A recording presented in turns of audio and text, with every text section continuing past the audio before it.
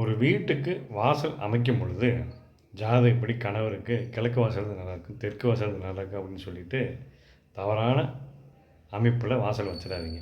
4 வாசலுமே நல்ல வாசல்கள் தான்.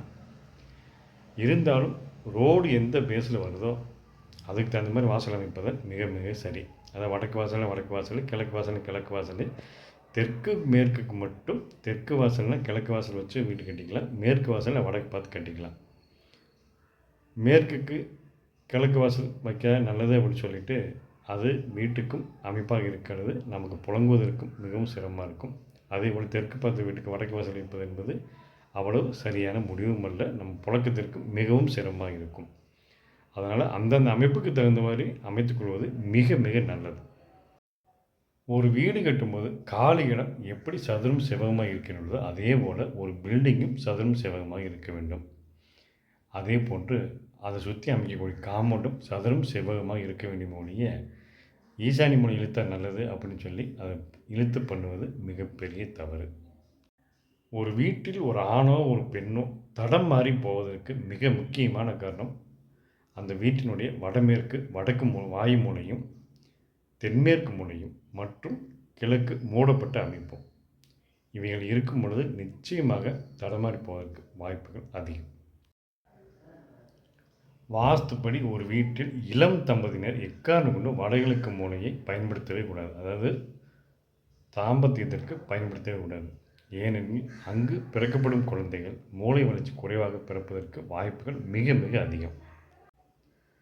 இளம் தம்பதியினர் வாஸ்துப்படி ஒரு வீட்டில் தாம்பத்தியம் வைக்கணும் அப்படின்னா அது தென்மேற்கு மூலையில் மிக மிக சிறந்த அமைப்பு. அந்த இடத்தில் வைக்கக்கூடிய தாம்பத்தியமானது வம்சம் விருத்தியாகக்கூடியதாக இருக்கும்.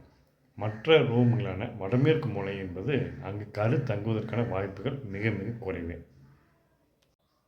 ஒரு வீட்டில் தேவையில்லாத பொருட்கள் எந்த அளவுக்கு அதிகமாக வச்சுருக்கிறோமோ அதே அளவு உங்கள் மனசுலையும் தேவையில்லாத எண்ணங்களை தூக்கி சுமந்துக்கிட்டே இருப்பீங்க. அதனால் எந்த வித பிரயோஜனமாக போகிறதில்லை. அது உங்களுக்கு ஒரு மனக்கசப்பை மட்டும் தருவதில்லை, மன அழுத்தத்தையும் தந்து ப்ரெஷர், ஹார்ட் அட்டாக்கு இது போன்ற நோய்கள் வருவதற்கு உண்டான வாய்ப்புகளையும் தாராளமாக வழங்கும் என்பதை மறந்துவிடக்கூடாது. ஒரு வீட்டில் தேவையில்லாத பொருட்கள் எந்த அளவுக்கு குறைகின்றதோ உங்கள் மனசிலையும் தேவையில்லாத எண்ணங்கள் குறைந்து கொண்டே இருக்கும். வாஸ்துப்படி ஒரு பில்டிங் கட்டும் பொழுது வடகிழக்கு மூலை பள்ளமாகவும் தென்மேற்கில் உயரமாகவும் இருக்கணும். மொத்த இடத்துல வடகிழக்கு மூலையில் பள்ளமாகவும் மொத்த இடத்துல தென்மேற்கு உயரமாகவும் இருக்கணும், வெயிட்டாகவும் இருக்கணும். அதனால தான் வடகிழக்கு மூலை தண்ணி தொட்டியும் தென்மேற்கு மூலையில் ஓவர் ஹீட்டாகவும் வைக்கிறது. இது சரியான அமைப்பு. ஆனால் நம்ம சில நண்பர்கள் என்ன பண்ணுறாங்க அப்படின்னா வாயு மூலையில் படிக்கட்டு போட்டு அதை ஹெட்ரூம் அமைக்கிறது மொத்த பில்டிங்கில் தரைதளத்தை விட, அதாவது மொத்த மேல் மாடி தரைதளத்தை விட அது உயரமாக இருக்கும். மொத்த இடத்துல வாயு மூலை மட்டும் உயரமாக இருக்கும். அதை ஈக்குவல் பண்ணுறக்காக என்ன பண்ணுவாங்கன்னா தென்மேற்கு மூலையில் 4 இரும்பு கம்பி மட்டும் போஸ்ட் மட்டும் வச்சு அதுக்கு மேலே டேங்க் வச்சு உயரமாக காட்டுவாங்க. இது மிகப்பெரிய தவறு. இது தென்மேற்கு மூலை பள்ளம் உண்டான வேலைகளை பண்ணியே தீரும். நீங்கள் நினைத்த காரியங்கள் அல்லது நடக்க வேண்டிய நல்ல விஷயங்கள் அனைத்தும் சீக்கிரமாக நடக்க வேண்டும் எனில் இறைவனிடம் தயவு செய்து இப்படி வேண்டிக் கொள்ளுங்கள். என்னவென்றால், எனக்கு அது நடத்தி கொடு, இது நடத்தி கொடு, அது நடந்தால் நான் உனக்கு இதை பண்ணுறேன், இது நடந்தால் அதை உனக்கு பண்ணுறேன் அப்படிங்கிற வேண்டுதலை தவிர்த்து விட்டு இதுவரை கிடைத்து கொண்டிருக்கிற அனைத்திற்கும், இதுவரை கிடைக்காததற்கும், இதுவரை நடந்து கொண்டிருக்கிற அனைத்து விஷயங்களுக்கும், நடக்காத அனைத்து விஷயங்களுக்கும் மனப்பூர்வமாக இறைவனுக்கு நன்றி சொல்லுங்கள். நாங்கள் இப்பொழுதும் எப்பொழுதும் உன் அருளால் நிம்மதியாகவும் மகிழ்ச்சியாகவும் சந்தோஷமாகவும் வாழ்ந்து கொண்டிருப்பதற்கு நன்றி இறைவா. இப்படி சொல்லி பாருங்கள், உங்களுக்கு நடக்க வேண்டிய விஷயங்கள் அனைத்தும் சீக்கிரமாக நல்லபடியாக நடக்கும். பூஜை ரூமில் வைக்கக்கூடிய அன்னபூர்ணி, அது சின்ன கல்சலியாக இருந்தாலும் சரி, செம்பலியாக இருந்தாலும் சரி, பித்தளையாக இருந்தாலும் சரி, வெள்ளியாக இருந்தாலும் சரி, அரிசி வச்சிங்க அப்படின்னா நித்தமும் பொது அரிசி மாற்றிக்கொள்வது மிக மிக நல்லது.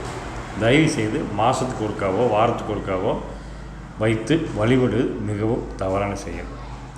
அதை சாமியாக பார்த்திங்கன்னா டெய்லி அதுக்கு நெய்வேத்தியம் பண்ணி அரிசி டெய்லி மாற்றி பண்ணணும். அப்படி பண்ண முடிய சிரமமாக இருந்தது அப்படின்னா தயவுசெய்து அரிசி வைக்காதீங்க, அன்னப்பொடியும் வைக்காதீங்க. தெருக்கூத்துனாலே வெகு பேர் பயந்து தவிக்கிறாங்க. அதை அறகுறையாக வாசித்து தெரிஞ்சவங்க ஏதோ யூடியூப் பார்த்துட்டு இந்த புக்கை பார்த்துட்டு தெருக்கூத்துனாலே அது தவறுன்னு சொல்கிறாங்க. அது மிகப்பெரிய தவறு. தெருக்கூத்தில் நல்லதும் இருக்குது, கெட்டதும் இருக்குது. நல்லது எதெல்லாம் அப்படின்னா, வடகிழக்கு மூலையில் வடக்கு நோக்கி வந்தாலும் நல்ல தெருக்கூத்து, கிழக்கு நோக்கி வந்தாலும் நல்ல தெருக்கூத்து. அதுபோல் தென்கிழக்கு தெற்கு நோக்கி வர தெருக்கூத்து அருமையான தெருக்கூத்து. அதே கிழக்கில் வந்தால் அது தவறான தெருக்கூத்து. அக்னி மொழியே தெருக்கூத்து நல்லதும் இருக்குது, கெட்டதும் இருக்குது. அதுபோல் தென்மேற்கு மொழியில் தெற்கு வந்தாலும் சரி, மேற்கு வந்தாலும் சரி, இரண்டுமே தவறான தெருக்கூத்து தான். அதுபோல் வாயு மூலையில் மேற்கு இருந்து வர தெருக்கூத்து மிகவும் அருமையான தெருக்கூத்து, வடக்கு நோக்கி வர தெருக்கூத்து தவறான தெருக்கூத்து. இவைகள் தான். இதை சரியாக பயன்படுத்தி வாழ்ந்தால் பிரமாதமாக வாழலாம்.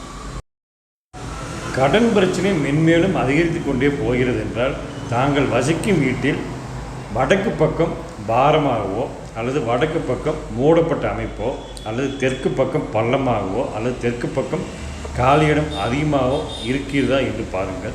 நிச்சயமாக இவைகளில் ஏதாவது ஒன்று கண்டிப்பாக இருக்கும். அல்லது வடகிழக்கு மூளை கட்டாக இருந்தாலும் நடக்கும், வடகிழக்கு பள்ளம், வடகிழக்கில் படிக்கட்டு இருந்தாலும் நடக்கும், வடகிழக்கு மூடப்பட்ட அமைப்பு இருந்தாலும் இப்படி நடப்பதற்கு வாய்ப்புகள் மிக மிக அதிகம். இதை சரி செய்யும் பொழுது கடன் பிரச்சனையிலிருந்து ஈஸியாக மீண்டு வந்துவிடலாம்.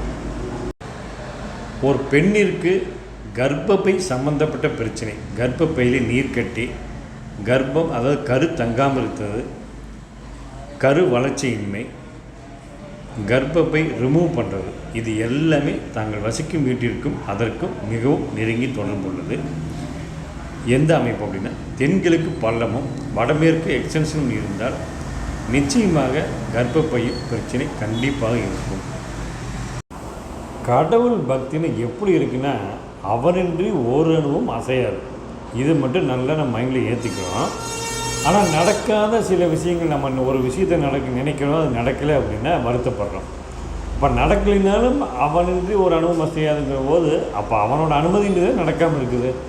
அப்போ நடக்காமல் இருக்குது, நமக்கு நல்லதுன்னு ஏன் நமக்கு புரியவே மாட்டேங்குது.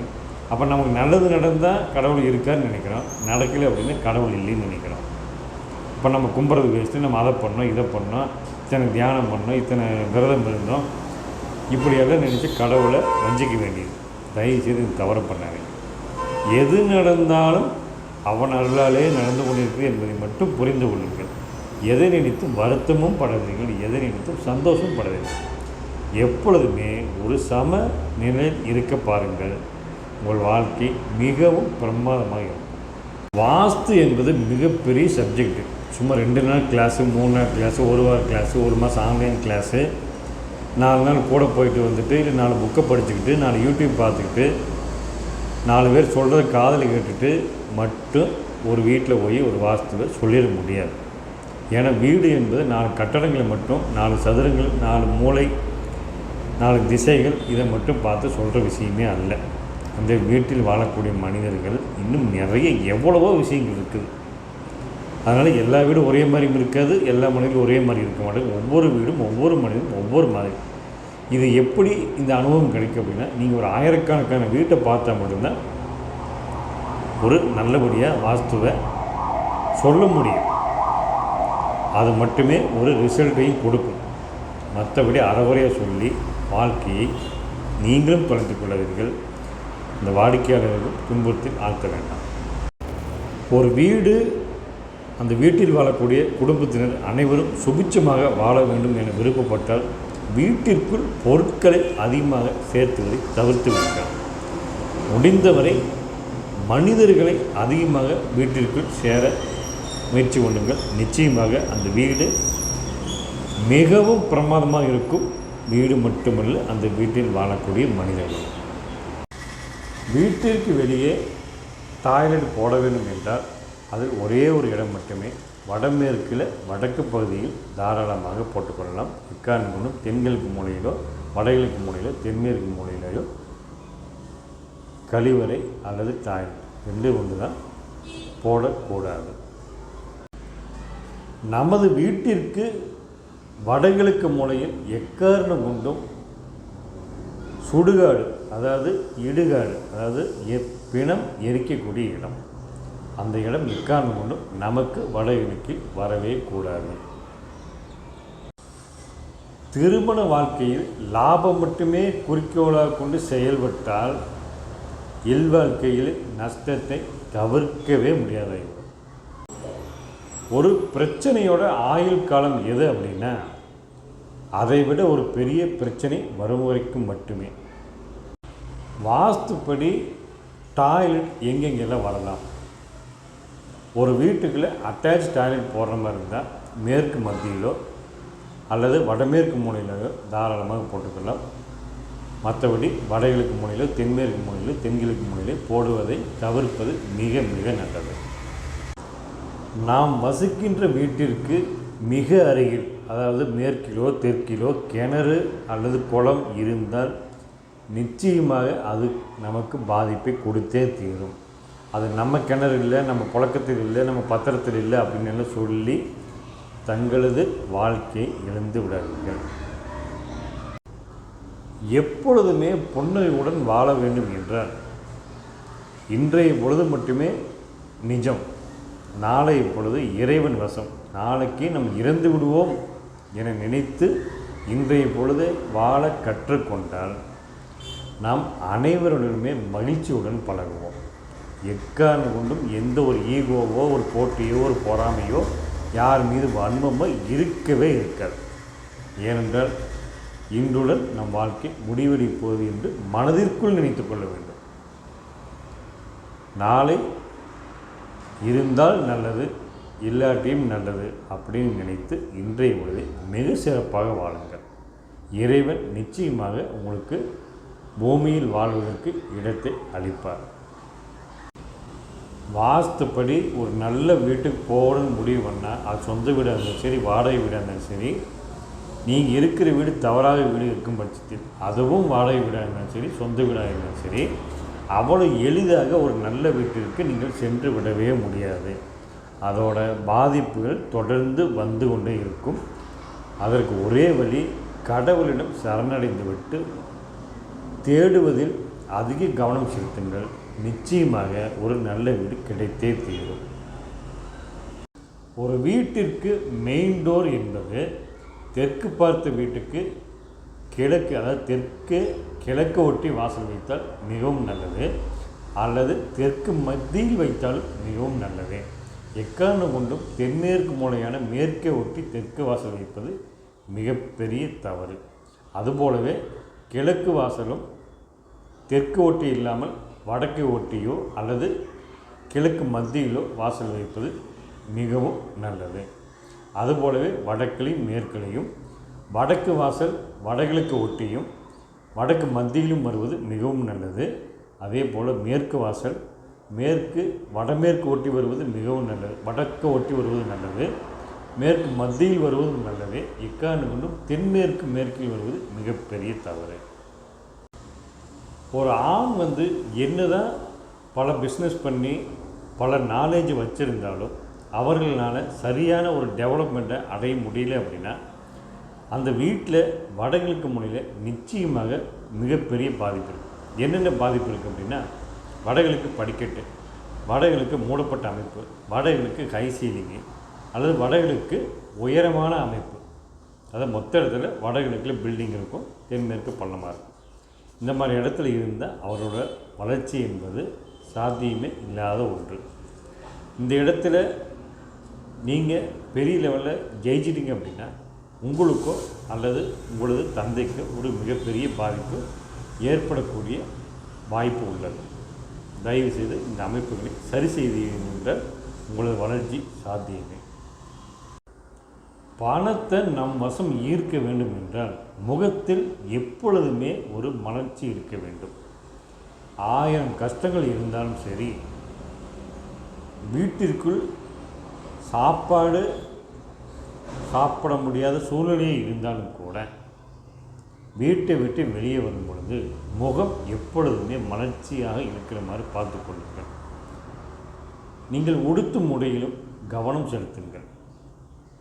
நல்லதொரு உடையை உடுத்தி வெளியே வந்தீர்கள் என்றால் மகாலட்சுமி உங்களை நோக்கி வருவதற்கு வாய்ப்புகள் உள்ளது. மகாலட்சுமி என்றால் பெண்ணல்ல, மகாலட்சுமி தாய். உங்களுக்கு எவ்வளோ கோடி பிரச்சனை இருந்தாலும் சரி, எவ்வளோ கடன் இருந்தாலும் சரி, அந்த கடனை எல்லாம் ஈஸியாக அடைக்க முடியும். அதுக்கு ஒன்றே ஒன்று ஃபாலோ பண்ணி என்ன பண்ண அப்படின்னா, ஒற்றார் உறவினர்களை நம்புவதை விட,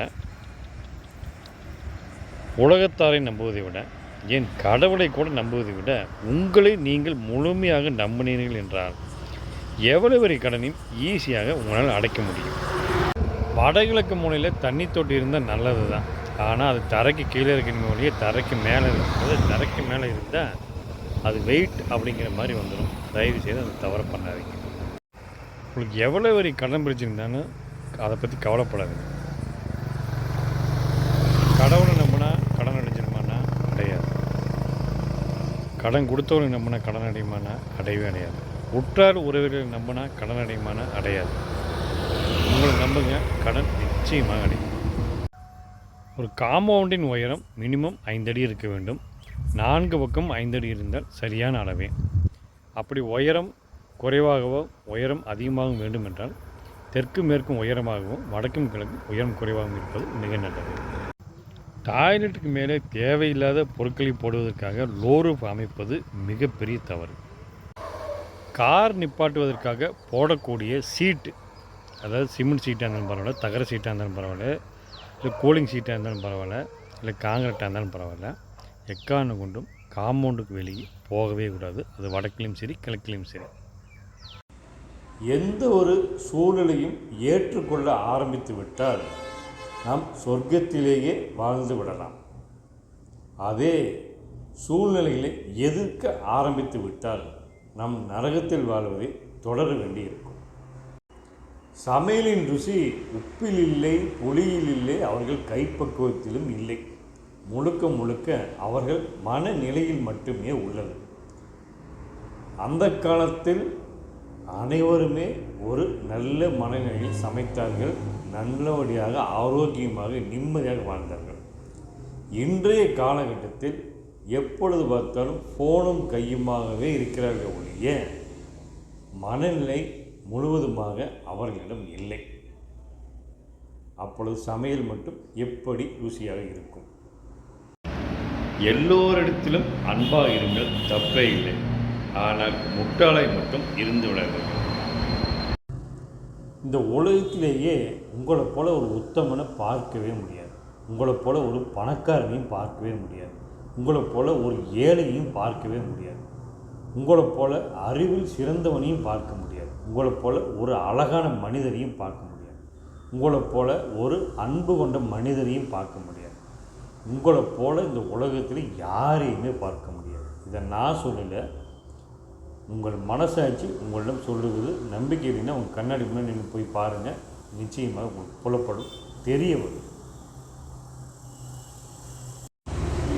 நல்லவனாக வாழுங்கள், தப்பே இல்லை. ஆனால் நல்லவனாக காட்டிக்கொள்ள முயற்சி செய்து கொண்டே இருக்கிறது, அது மிகப்பெரிய தவறு. எத்தனையோ கடவுள்கள் நம் கண்ணுக்கு தெரியாமல் இருந்தாலும் உணராமல் இருந்தாலும் நம் கண்ணெதிரே பார்க்கக்கூடிய கடவுள் பார்த்திங்கன்னா சூரியன் மட்டும்தான். அதனால் ஒரு வாஸ்துப்படி ஒரு வீடு நல்லபடியாக அமையணும், நமக்கு நல்லதொரு வாழ்க்கை அமைக்கணும், வீட்டில் சுப நிகழ்ச்சிகள் அடிக்கடி நடக்கணும் அப்படின்னு நினச்சிங்க அப்படின்னா அந்த நிஜ கடவுளான சூரிய பகவானை காலையில் வீட்டுக்குள்ளே வர்ற மாதிரி ஒரு அமைப்பில் வீட்டில் இருந்தீங்க அப்படின்னா நிச்சயமாக நல்ல விஷயங்களை அனைத்தும் நல்லபடியாக நினைத்த நேரத்தில் கண்டிப்பாக நடக்கும். இறைவன் அருளால்.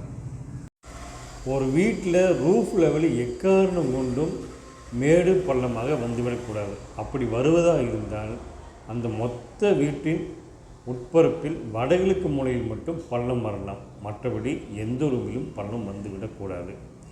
அதுபோல் டாய்லெட்டுக்கு மேலே லோ ரூப் எக்காரணம் கொண்டு வந்துவிடக்கூடாது. அது எந்த மூலையில் அமைத்தாலும் மிகப்பெரிய தவறே.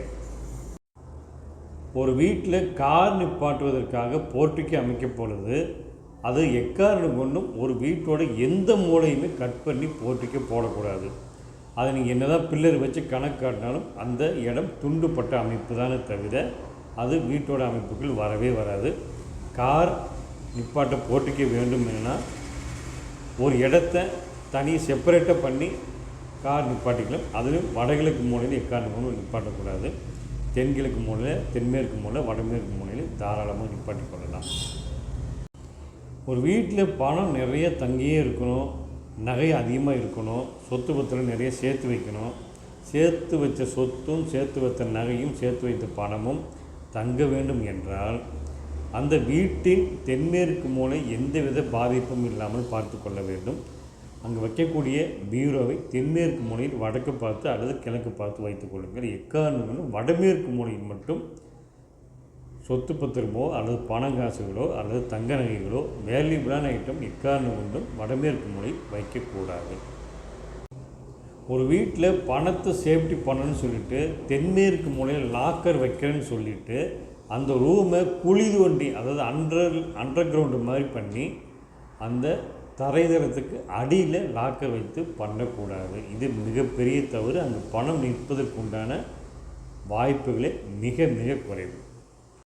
ஒரு வீட்டிற்கு அமைக்கக்கூடிய ஜன்னலின் எண்ணிக்கை ஒற்றைப்படையில் வர வேண்டுமா, இரட்டைப்படையில் வர வேண்டுமா? தாராளமாக ஒற்றைப்படையிலும் வரலாம், இரட்டைப்படையிலும் வரலாம். ஆனால் ஜன்னல்கள் இருக்க வேண்டிய இடத்தில் இருந்தால் மிகவும் நல்லது.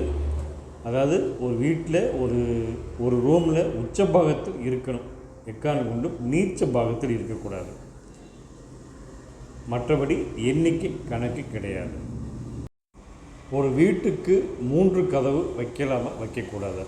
தாராளமாக 3 கதவு வைக்கலாம். வீட்டிற்குள்ளே அமைக்கப்படும் கதவுகளுக்கு எண்ணிக்கை கணக்கு கிடையாது.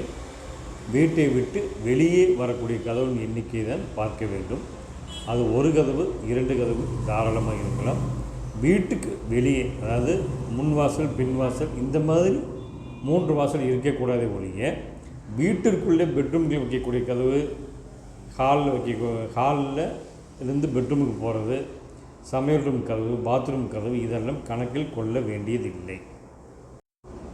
தன் சக மனிதர்களை நேசிக்க தெரியாதவர்கள் கடவுளின் அன்பை பெறுவது என்பது சற்று இயலாத காரியமே. வாழ்க்கையில் எல்லோருமே நல்லவர்கள்தான், ஆனால் எல்லோருக்கும் அல்ல. விதைத்து சென்றது யாவும் ஒரு நாள் அறுவடைக்கு வந்தே தீரும். அது விதையானாலும் சரி, வினையானாலும் சரி. ஆதலால் விதைப்பதற்கு முன்னும் வினைகள் செய்வதற்கு முன்னும் கவனமாக இருங்கள். எப்பொழுது பார்த்தாலும் கடந்த காலத்தை நினைத்து கொண்டு அதுக்கு உயிர் கொடுத்து கொண்டே இருந்தால் நிகழ்காலத்துக்கு நம்மால் எப்படி உயிர் கொடுக்க முடியும்? ஒரு வீட்டுக்கு காம்பவுண்ட் எவ்வளோ அவசியம் அப்படின்னா, ஒரு வீடுங்கிறது ஒரு பெண்ணு தான். அந்த பூமினாலே பெண்ணு தான், வீடும் பெண்ணு தான். அந்த பெண்ணுக்கு எப்படி ஒரு கணவன் கட்டக்கூடிய தாலி வேலியாக செயல்படுகிறதோ அதுபோலவே காம்பவுண்டு அந்த வீட்டிற்கு ஒரு வேலியாக செயல்படுகிறது.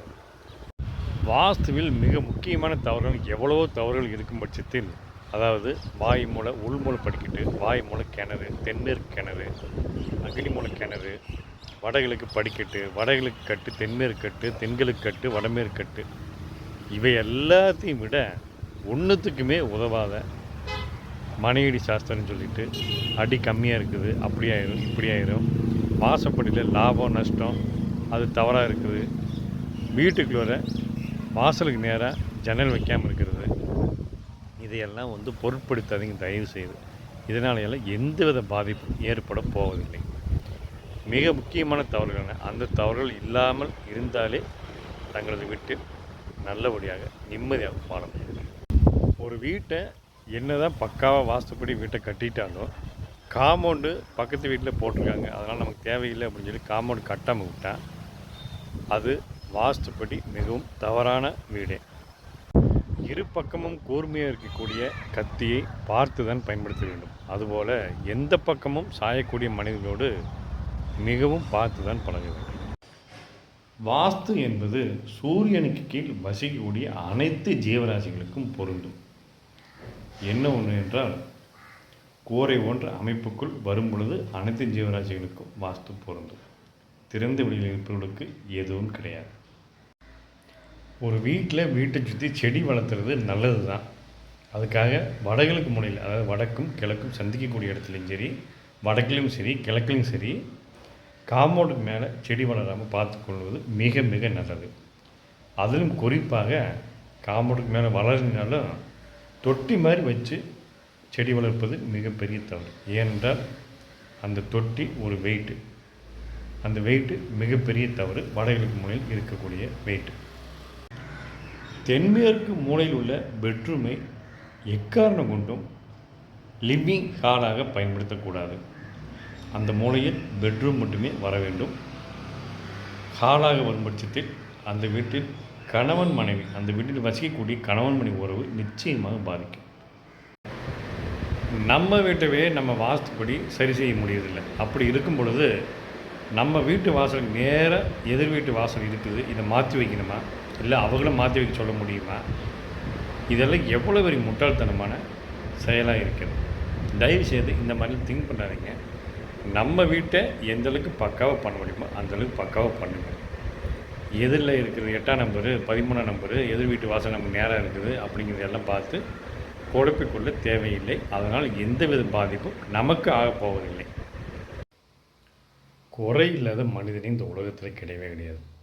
குறை இல்லாத நண்பனும் இல்லை, குறை இல்லாத கணவனும் இல்லை, குறை இல்லாத மனைவியும் இல்லை, குறை இல்லாத குழந்தைகளும் இல்லை, குறை இல்லாத பெற்றவனும் இல்லை, குறை இல்லாத மற்றவங்களும் இல்லை.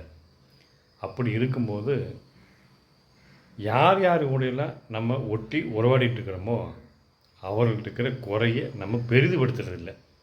யார் யாரிடமெல்லாம் ஒதுங்கி போகிறோமோ அவர்களுக்கும் குறைகள்லாம் நமக்கு பெரிதாக தெரிகிறது. இதில் குறை நிறை என்பதை விட தேவை யார் என்பதை மிக மிக முக்கியமாக இருக்கிறது இன்றைய கலியுகத்தில். அதனால் தேவைப்படுற மாதிரி நம்ம மாறிக்கணும்.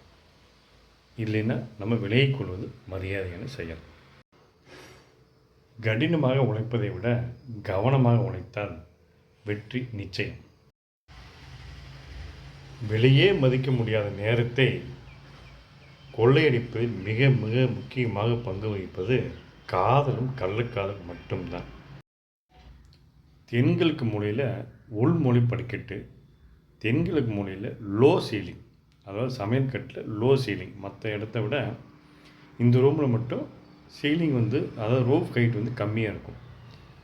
இவை எல்லாமே பெண்களின் மனதை மிகவும் சீர்குலைக்கக்கூடியது. அதாவது வாழ்க்கையை ஒரு விரக்தி ஒன்ற நிலைமைக்கு ஆளாக்கக்கூடிய அமைப்புகள் இது இரண்டுமே. தயவுசெய்து இந்த அமைப்புகள் வராமல் பார்த்து கொள்ளுங்கள்.